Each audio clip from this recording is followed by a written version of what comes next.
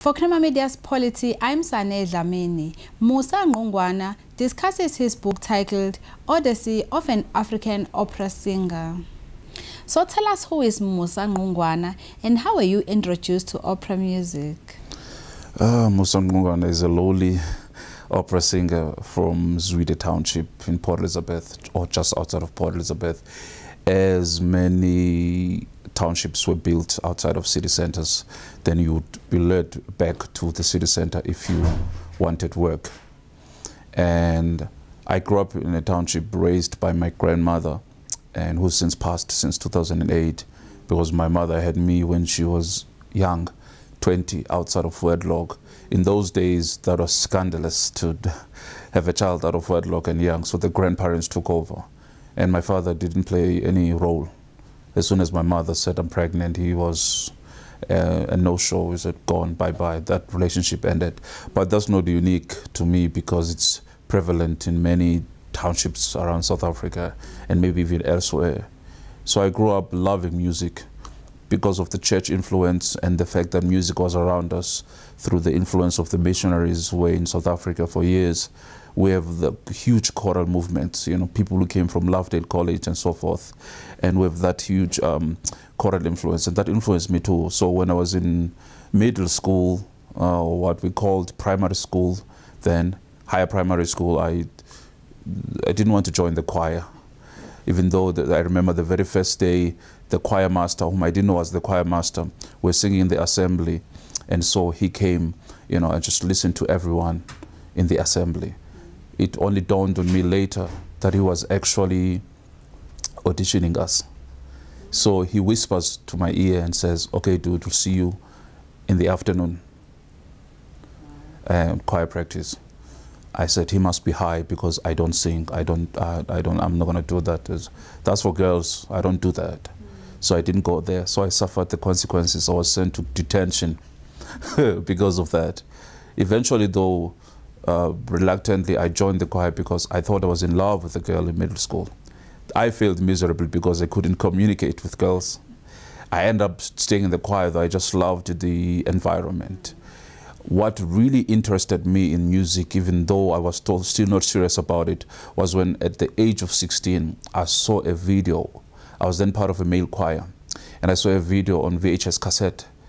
It was a 1978 production of Magic Flute, which was done in Glyndebourne, a festival, a summer festival just outside of London in the United Kingdom. And then I saw a black man do a role there. I didn't know what opera was. I would only later learn that opera is drama and music. You can think of a musical like King Kong. That's jazz opera. It's jazzy because it combines the jazz elements of South African music and acting. So opera is that, but it's just that it's mostly classical. Drama and music though.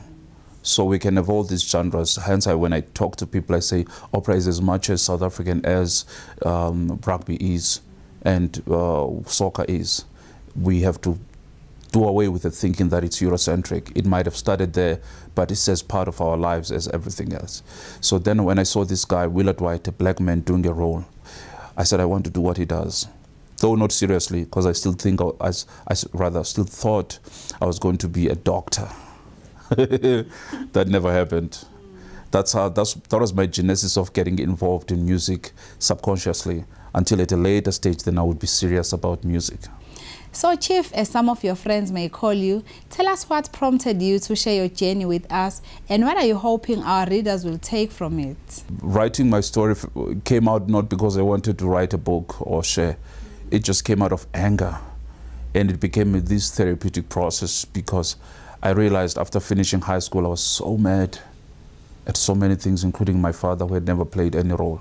How I realized this is when any male figure was trying to have a relationship with me, especially an older guy, I had a problem with that kind of role and authority. Don't tell me what to do. You know, I was always in a fighting mood, but you can't do that. I learned that in the choir. And so then at some point, I realized I needed to vent out. But I was uncomfortable because talking to someone, I am private. by my life, or I was private, because I've written a lot of private things and I can't say I'm private anymore. So Then I started writing. I didn't even think I was going to share it. Then, stupidly, I say stupidly because I would later pay the price, I shared it with a friend of mine, a female colleague, and Amanda Edelman shared it with their husband, and the two of them ganged up on me. And suddenly now I was supposed to write some blog posts. I started writing some blog posts on Facebook, and then people started pitching in and following me. And that was the genesis of me writing the book. We published the book, self-published through Amazon, just for a small audience of people who were following me. But then I realized I wanted South Africans to read the book because there were so many people who read the book and said, you know, my son loved your book. Like, your son, why would your son be interested in the book? He's American and whatnot. They're like, yeah, but your stresses and your struggles, they can relate to. How much more for a South African? Then I wanted to share the book with people who come from a background such as I, or had it even worse. Then I started looking for publishers. Went through the whole process of rejections up until maybe the 10th draft, rewriting, it became what it is. I was touched when you spoke about your grandmother, Mesiwe. She must have meant a lot to you during your upbringing. She's the one who raised me. I mean, my mother was still young when she had me, so my grandmother raised me. And my grandmother felt that since I didn't have a full stability, there was no father figure. Then she didn't want any boyfriend coming in and out of my life, like from my mother's side. My grandmother was old school. She's the type who says, I'm raising the child on my own. We don't do that. Live your life, grow up. When you're over 30 maybe, you can now start getting back to his life. So my mother didn't live with us most of the time. My grandmother played that role. She's the type that we woke up in the morning and prayed together. We knelt and prayed, recited the Lord's Prayer in Xhosa, and would sing, Una abantu bako Thixo ngamaxesha onke. She would sing and would do that. And then at night, which I hated, she would pray again, kneel. But then the prayer was too long because she prayed about the world and everything else. The Dalai Lama, Mother Teresa and all that. And it took an hour. And I was like, I'm young, I'm 6, I don't care about this, let's move on. But then she had a saucer, you know, and on top of the saucer there was a wet cloth from the kitchen to deal with this young rebel. But all those things that annoyed me about her, later on I would think about them and would miss about them. You grew up in a political family. Can you briefly share with us what happened at the age of 10 months when intelligence operatives set your house on fire while looking for your mother's uncle? Yeah. He was part of Odyssey. And those guys did a lot of damage. They were rebels. And that's how the government would term them. So to destabilize the government, they had to attack government buildings. I mean, it was the time of the state of emergency, and then the rise of the UDF. The ANC was still banned, but the Umkhonto nevertheless did work, you know, underground. So he was one of those guys, you know, that transported weapons and did a lot of bad things. One of my uncles served under Chris Hani, so they wanted him so bad, and up until they found him. But fortunately, that night, he was not there. Unfortunately for us, they burned the house because there was a shack at the back of the house, and he used to sleep there. Someone had tipped him, he was not there. But what they did is that they burned the house. They put some chemical substance on the doors. And I don't know what was the substance, but it made it increasingly difficult to open the doors. So then my mother, in trying to help me, one of the neighbors broke the window in the room where we slept. There were a lot of people sleeping in one room because we only had like 2 rooms and a kitchen and a living room, 4-room house. But you know the situation in the townships, we have a lot of people living in one place. So they broke the window, and my mother, in trying to cover me, so something fell on her head, and then it burned her scalp. So that was the situation. And whenever we saw police as I was growing up, that was our situation. You didn't argue with police. They were not the presence there to protect you. They were there to inflict pain. That's how we viewed them. That is my kind of upbringing. But then by the time, you know, the new democracy came in, there was a sense of hope. Even though I met some of my uncles and some of their friends. I'm actually now working on a book and building a fictional character based on one of them. Whenever he saw President Mandela on TV, he's like, that sell out. He sold us out. Why would we give up Umkhonto weSizwe? You know, Christian was not happy with that decision either, but then he had to follow orders. But many of the soldiers didn't like that. They couldn't do anything about it, but they didn't like that, so they felt Mandela sold out. Now as a child, I mean, I'm 12, how do I understand that? Took me a while as an adult to try and understand that, but I felt if I write anything, I'm not going to write a psychological book. I'm not a psychologist, I'm not a politician, but I can write a fictional biography to unearth that. So it took a while for me to get out of that kind of thinking, but I had to find my own voice. So music was that for me. You are a recipient of a critical acclaim from New York Times and Wall Street Journal. Can you briefly tell us about your first big break that saw you performing in Philadelphia, Norway, and even Washington National Opera, amongst others? Well, before even Philadelphia, my very first break, just going overseas, was 2008. And I remember 8 years before, I had applied for a passport, and I couldn't afford to pay for the passport at first because I wanted to apply for an ID at age 16, year 2000. So on that line, as I was applying for the ID, there were a lot of people, children crying, people there with wrong documents or missing documents, drunk people, long lines. You know how Home Affairs can be. But then the passport lines, there was like almost no one, 30 or 40 people. That line was moving fast. Everyone seemed that they had everything in control. That interested me. So from there, I asked one of the officials, what was that? They said, it's the passport line. Like, what the hell is the passport? He said, what do you mean? Tell me. I didn't know what the passport was. I'd never traveled outside of Zweden or didn't. So I got an information, so I asked for the application form.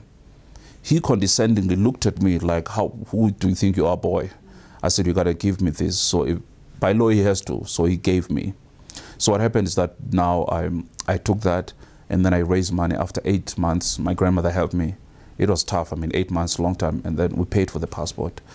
So I had that passport for 8 years, 2 years shy of it expiring. I got an opportunity to go and do an exchange program teaching Xhosa African songs and about our culture in England on an exchange program with a group called ComArt, Community Arts, from Elsis River, Cape Flats. And that was my first big break because I wasn't there to perform, I was there, I mean, to teach. But then we got free tickets to see a show in London afterwards. The Mask of Zorro, which I didn't know was a musical before it became TV and all that. That's what interested me because I now suddenly saw at the back of my mind the pictures of Willard White that I saw years back, you know, and then I said to myself, this is what I want to do. It's as if by Jove or luck, things happened fast. The following year, I went to Italy. Was finishing my very final year. My grandmother had passed away, but I got an opportunity then to go to Italy to do a competition. We won a competition with 2 friends of mine and ended up performing in Italy. And that was my first time doing any big opera, especially on the international stage. The following year, I went to Vienna to do another competition. Didn't win there, but I got an award to do 2 operas in Vienna. That changed my life then. That's how also America came about for me to go and study there. Ever since then I've been performing everywhere. So tell us, what has been your most memorable performance in your career so far? The one I wrote about in the book is the one at the Met, winning the Metropolitan National Council auditions. Now, over 60 years ago, the Met founded this competition, which was meant to scout young talent. So people all over from America would come and audition in different parts, in different regions. So you audition in the New York region, or the Philadelphia region, the Washington, D.C. region, Washington State, Los Angeles, everywhere in America. And then all these people, they would cut them down from thousands of people to maybe 50 to do the semifinals and blah, blah, blah, blah, blah, to 10 to do the finals, and out of 10, 5 people win. And then maybe 2 or 3 people, then they would choose to be part of the Young Artist Program at the Met to groom their talent. So when I started doing that, I had done that competition on the first 2 years on America. I never got any call back, nothing happened. Then, towards finishing at the Academy of Vocal Arts in Philadelphia, I did that competition again. Then I made it. What was so memorable about it is that out of 1,500 people, I made it into the semifinals where there were 20 of us. Then from the 20, I made it into the finals where there were 10 of us. When I looked around, I was the only black person, not just any black person, African, black African, and the only foreigner and the first black African to win the Metropolitan and National Council auditions. What was also very interesting about it was that as I was performing there with the orchestra on that stage, you thought of the importance of the whole thing.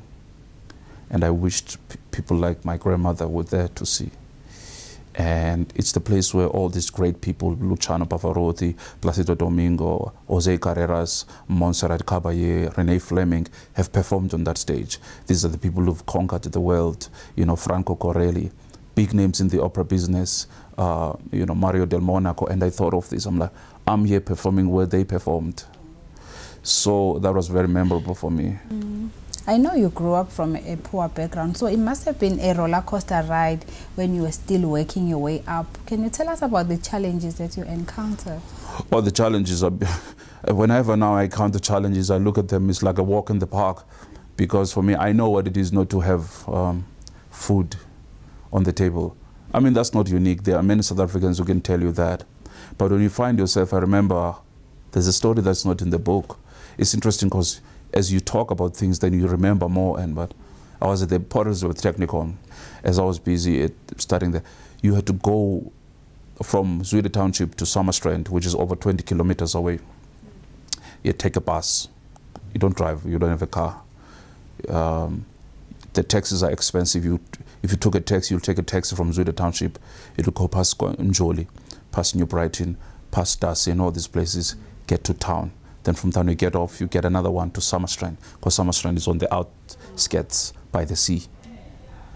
And that costs money, like 20 rand, just one way. So that'll be 40 rand a day. But with the bus, you could at least get a cheaper bus, you know, and spend less than 20 rand.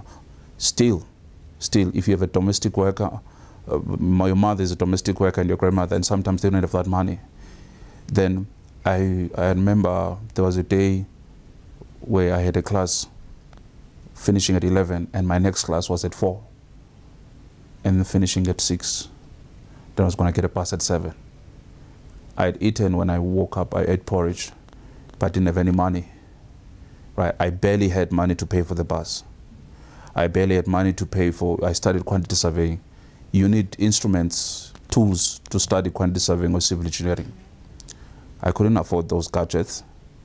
So I was there now waiting. There was a stairs in the Dibonese in the campus, south campus of the PTech Nikon. And there was this white boy who was studying with me. Very nice guy, but I didn't blame him because he was oblivious to my life. So he comes and sits next to me with Dibonese, large pizza. He sits and eats. Now I came from a background from Zwide Township where you could sit around. If you were eating, your friend doesn't even ask questions, you eat together. But that's a different culture. So now he sits like, hey, when's your next class? I say, it's at 4. It's now 11:30. Is that okay? It's like, are you going to go home or just take a nap? And I'm like, no, I live in Zwide, man. It's far. You know, it's like, oh, why don't you can drive and go home and just come back? I'm like, I don't have a car. It's like, great. Get a cab, man. I'm like, cab is expensive. Okay. When are you going to eat? I'm like, no, I'm not going to eat. I'm going to eat later. It's like, what, are you on a diet or something? And I'm like, I'm not in a diet. And he just, as he's asking me questions, he's taking out his pizza and he's eating. But he was oblivious. It's like the pizza is oozing off his face and he's doing that. I'm so starving and I'm like, oh Lord, I've only had that porridge at 5 in the morning because I left at 6 and I'm so starving, but I can't ask him for his food. It's not that kind of a friendship, not that kind of a culture. So there were days like that, many days like that. That's why I dropped out after the 1 year. At the University of Cape Town, I lived in residence. But even you got the money, there were times where at 12 you were so hungry. And you studied, but I had dropped out of P Technicon. So I said to myself, I will never, ever drop out of school again. There were times where I couldn't afford toothpaste, just regular toothpaste and deodorant. And it was so embarrassing because when we were rehearsing, then you have to talk to people. Then there was another embarrassing moment, which is not in the book that I'm thinking about. We were rehearsing Manon by a French opera by Jules Massenet. And I had only one pair of sneakers, and all my socks had now holes in them. Couldn't afford anything. And the sneakers were in such a condition where you didn't want to take off the sneakers in front of people. But when you're rehearsing, you have to take them off to put on rehearsal clothing. And they were smelling. So everyone, you know, could sense that. They didn't know who it was, but that was so embarrassing. There were moments like that for me where you knew, even just talking to a girl. Also the whole thing of English. I only spoke English for the first time when I went to P Technicon, because in high school everything was taught in Xhosa. So then there's also that stigma when you speak English, they listen to you and they listen to your accent and your stressed syllables, because they tie how you speak with your intelligence. You come from that background of uneducated people. So those were the things that would happen, and how hard life was for me.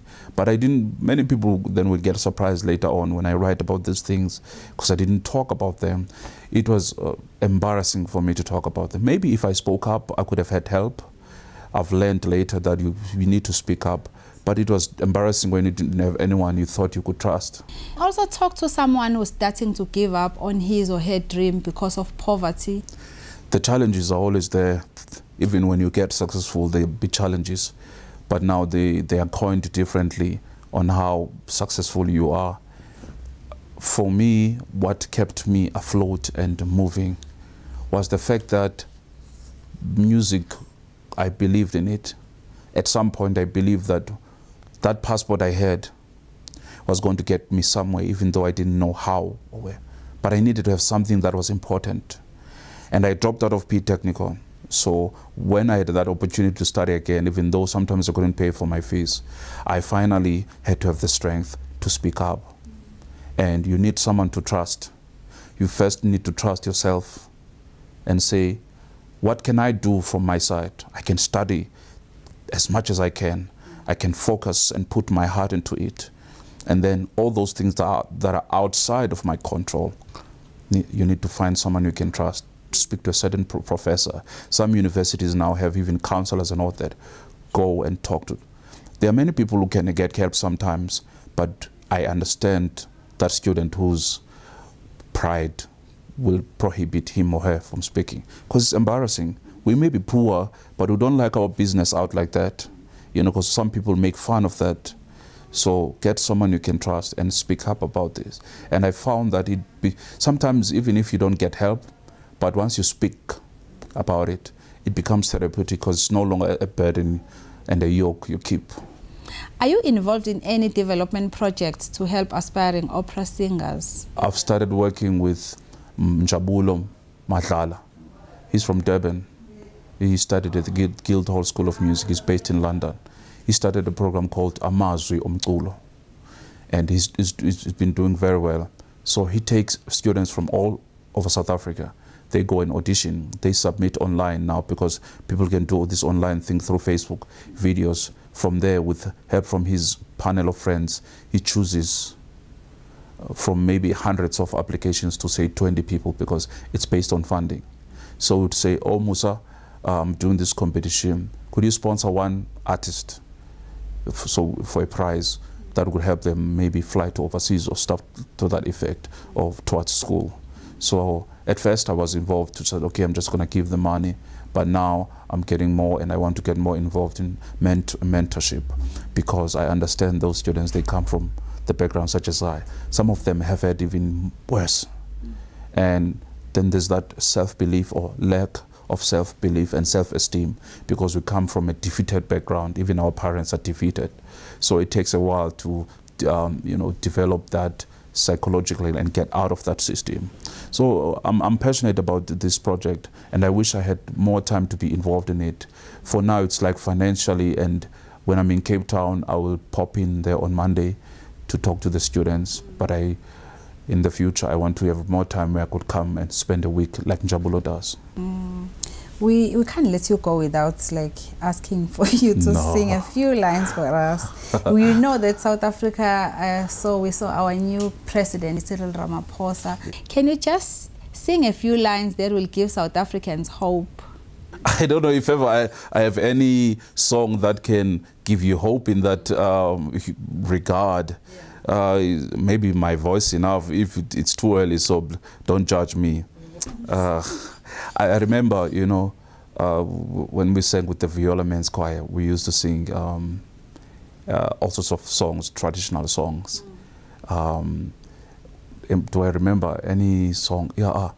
Ikute wema lakala kabini katatu sekusila manzawe koma sekusila manzawe koma sekusila manzawe ko. That's just for a lack of thinking of a better song. No, but this was a nice song. At least I remember it as well. Thank you very much. Well, thanks for having me.